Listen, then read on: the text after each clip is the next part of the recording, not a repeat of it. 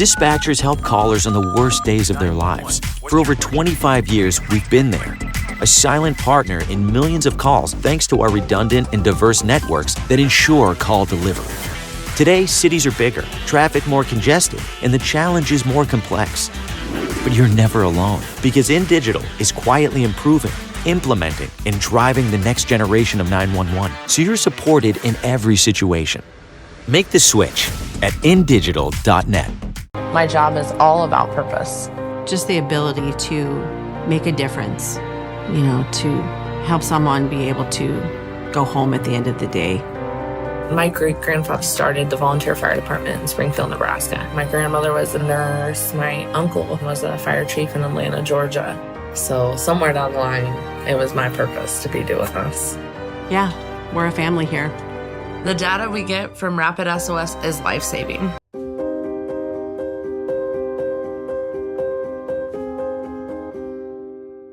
Have you ever met a 911 professional and asked, what's the worst call you've ever taken? Well, here's your answer. I heard your last breath the night you flipped your four-wheeler. I tried to call you the day you committed suicide by driving your car into a tree. Blue face, cold to the touch. I helped you with CPR after you found your infant face down, not breathing. It messed me up. I did everything I could, but it wasn't enough. You were with me from the beginning, Grandma. 27 years later, I took the 911 call when you died. How fitting to be there for me in the beginning, and I was there for you in the end.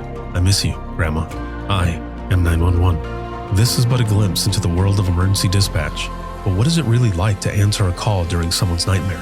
What is the impact of the first responder answering the call? Available on Amazon or where you purchase your favorite books and ebooks. Imagine listening. Your worst day is our everyday.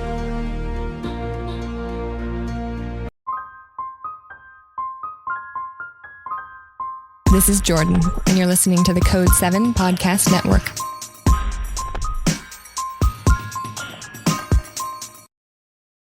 Warning.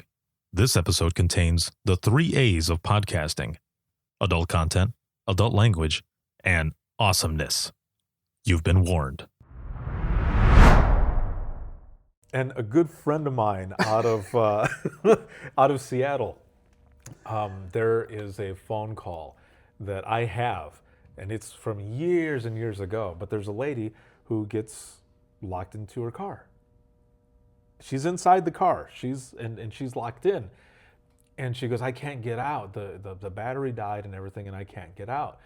And my buddy my buddy goes, well, ma'am, did you try just pushing the lock yourself? And she goes, oh my God, I didn't even think of that. She goes, how did you know that? And his response, immediately his response is, well, I am a 911 dispatcher. And she goes, yeah, that was great. Thank you so much. That's the best response.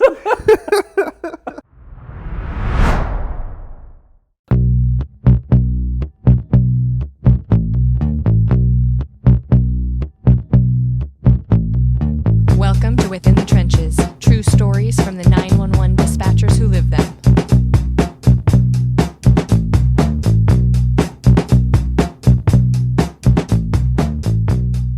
Hey, what's going on? This is a bonus episode for Within the Trenches podcast. I'm here with my good friend Anthony, and we are at Cass County 911 in Michigan, and we're just going to be doing some funny questions. This is meant to be funny, okay? These are funny questions to ask a 911 dispatcher, 911 professional, call taker, all of the above. So I've got some questions here, and I decided to ask ChatGPT just to see what this AI would say to be, for some of the questions to ask that would be funny. And there are some of them on here that I was not expecting. I mean, we were talking about some of these right off the bat. So let's see what your answers are for this. So number 10, and I'm saying the numbers, I'm not going to read all of them, but this 10th one that's on here, it says, if sarcasm was allowed in 911 calls, what would be the first thing you'd say? And of course, this is hypothetical. These are just funny questions. And just to give you an example, because I was thinking about this one already when I mentioned it earlier. But something I always wanted to say to callers, especially during hunting season. I remember taking a phone call, and I had partners who had taken the same type of phone call. But someone would call and say, so there's a guy who's walking on the side of the road. He seems to be okay. However, he's dressed in camouflage and he's carrying a rifle with him. I just thought maybe you guys needed to know, maybe an officer needs to go check the area. And immediately, if this was allowed, I would want to ask, how can you see them? If they're if they're dressed in camouflage, like, how did you see them to begin with? Do you just see the rifle floating? Like, now, of course, we can't ask that, right? We can't say it, but that was something, like, in the back of my mind, I always chuckled because I would think, well, how do you see them? Like, I can only imagine that it's just a rifle that's just floating in the air. I think, I think it would just, you learn quickly that common sense isn't as common as you would think it is. This is true. And so, there's so many times where somebody calls in and I want to just say, are you kidding me? Are you serious? Maybe not what you're looking for here, but like that's what I want to say to people. Like you're kidding. In their head, it is what it is. But from an outsider's perspective, and sometimes it's great because you can get that way. Passive aggressive, you get there, but sometimes you can hear the light bulb turn on when you kind of question them. Like, did you really just say that? Right. So there's this call that I remember hearing someone play once where a lady calls and she says, can you, like, I'm not in any, real danger, but can you have someone come out to my house to help me get into my house? Because I locked myself out. And, dispatcher's like, okay, address, getting all the information. Where should they, meet you? And the person goes, well, the garage door is open. So if they go into the garage, the door is open and they can just get inside that way. And the person pauses for a moment and goes, you know what? Never mind. I don't need the officer to come out. Because like you said, the light bulb turns on. It's like, wait, I could do the same thing. And and then they go in.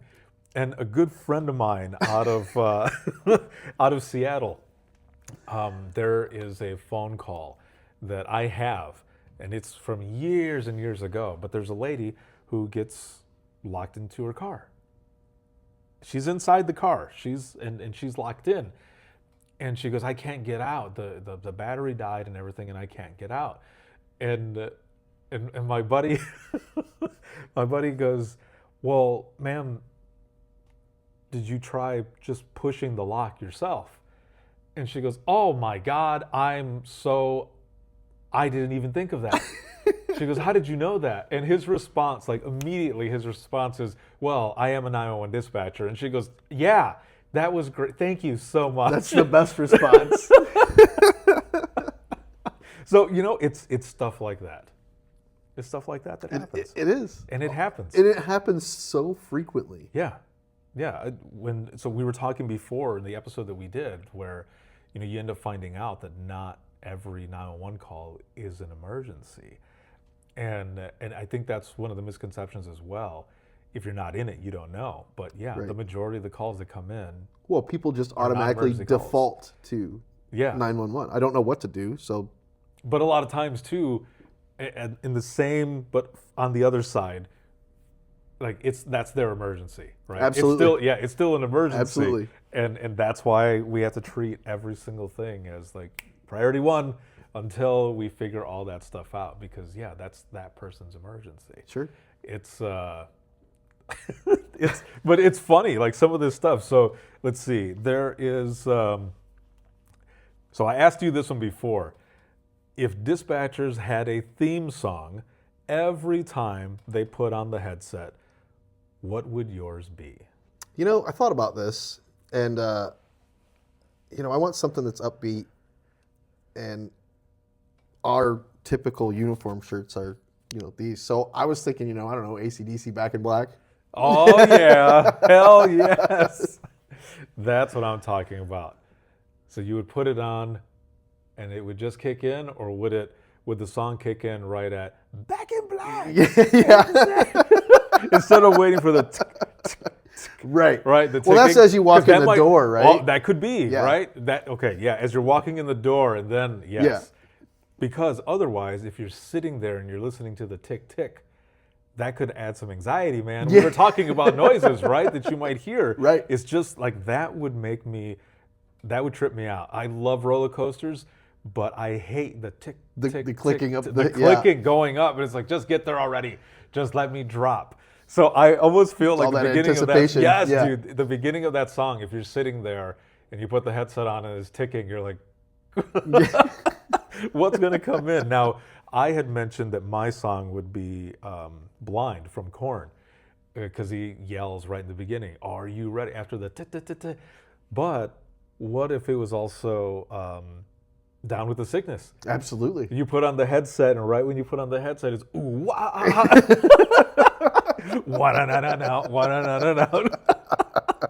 That would be a good way to jump in as well. Absolutely. That's Yeah. a great tone setter. When I lived about 45 minutes from dispatch, so I had a playlist, and it was all rock songs like that, leading into going into dispatch to like pump me up. And I was like, yes, like let's do this. Sometimes it would be Break Stuff by Limp Bizkit, but just because I'm getting pumped up for it. Not that I was having a bad day, but because Sure. it's a harder song, you know, Yeah. and you're like, yeah, let's do this. It just gets you into a mood. Yes, I like it. I like it. Back in Black. That's a good one. That's a good one there. Let's see. So this one says, on break, do you still answer your friends' phone calls like 911, where's your emergency? No, I don't think I've ever Not even done during like that. training? I think when I was in training, I answered a phone call from someone, and I had been working so much in training that I answered it. Allegan 911, where's your emergency? And a friend, or maybe it was a cousin, I don't know, but they were like, what? And I was like, I'm sorry, I've been working a lot lately. You know, It happened once, I would say. I can't say that it never happened, because now that I think about that, I feel like there may have been a time where that actually did happen. I can't remember for sure. You ever tell someone you love them on the phone? Yes. Yes. Yes. Yeah, dude. I was, yep.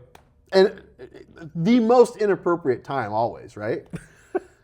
Just so random, and and like you can't stop yourself because it's such a short phrase. Right.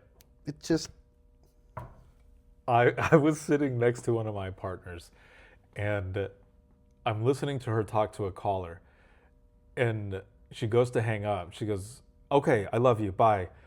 And she hangs up, and her eyes pop open. And I turned and I looked at her, and I said, did you just tell the caller that you love him? And she's like, yes. I was like, that's one of my fears, is that I'm going to get off the phone with someone and I'm going to say that. And I said, but you just did it. So well done. But it happens. It happens. Let's see. This one says, what's the official 911 snack? Because I feel every dispatcher has one in the drawer. What do you think? ooh. Like for me, I don't know. Yeah. I like those peanut butter crackers. Which ones?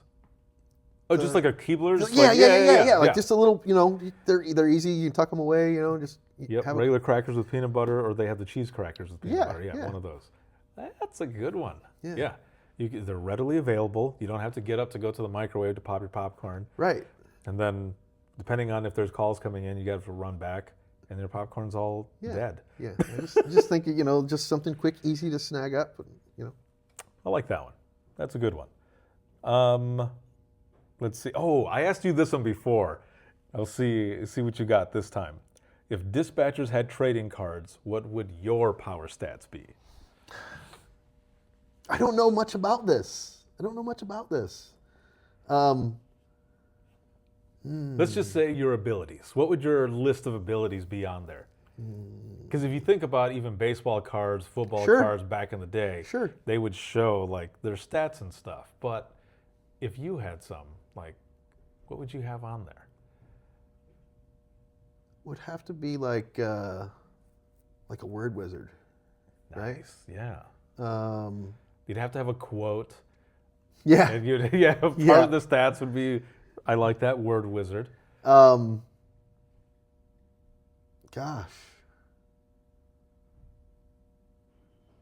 I am so drawing a blank right now. Well, I do like that. I do like that you would have on there listed as being a word wizard. You have to be. Yeah.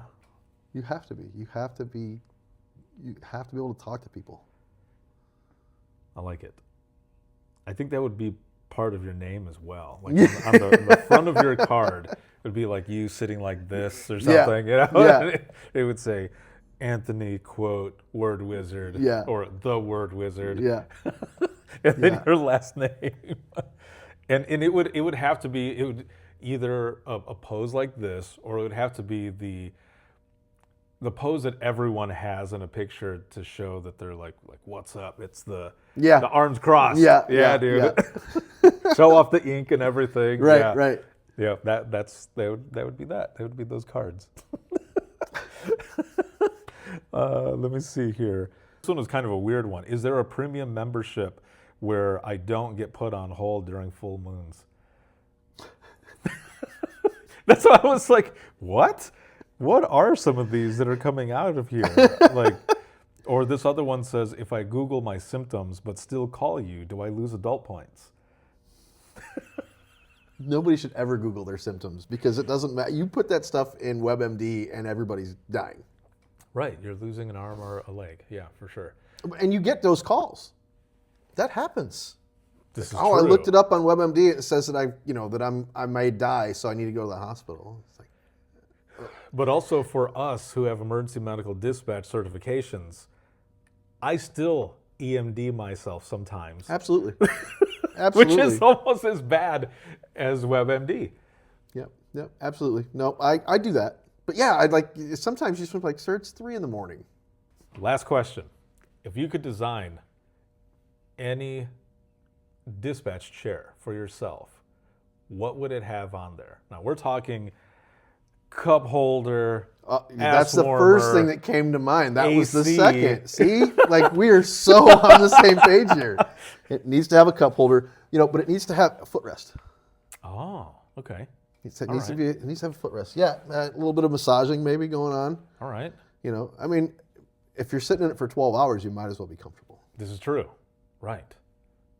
And I like the heated seat, Yeah. the bottom and back, especially if you got lower back pain. Absolutely. That lumbar The lumbar piece, support, Yes. yep. Oh, yeah. Yeah. The AC, book holder, Yeah, I Or definitely something if have. you're reading. There's a couple dispatchers here who would love that. Something just to hold the book out there, with a little light over top of, would be perfect. You know what this kind of reminds me of? I don't know why, but I'm picturing in my head, there's an old Simpsons episode where Homer meets this brother that he didn't know that he had. And this brother makes cars in Detroit.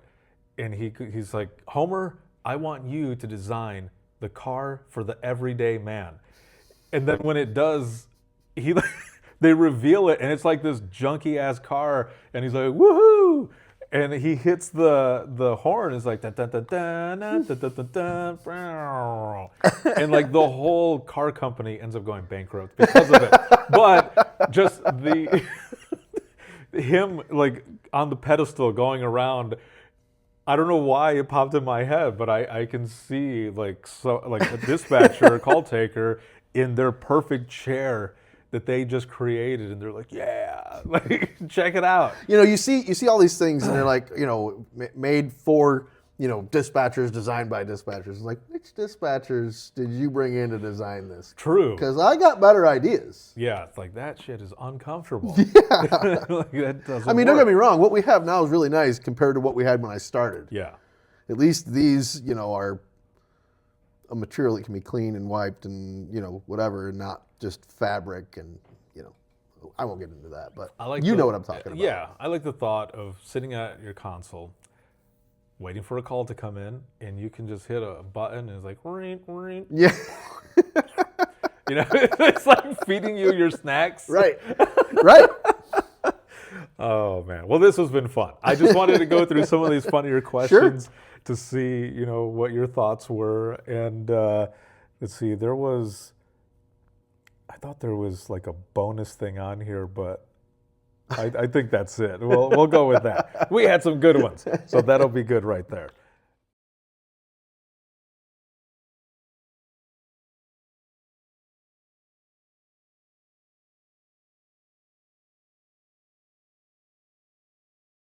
Imagine listening to someone's worst day every single day.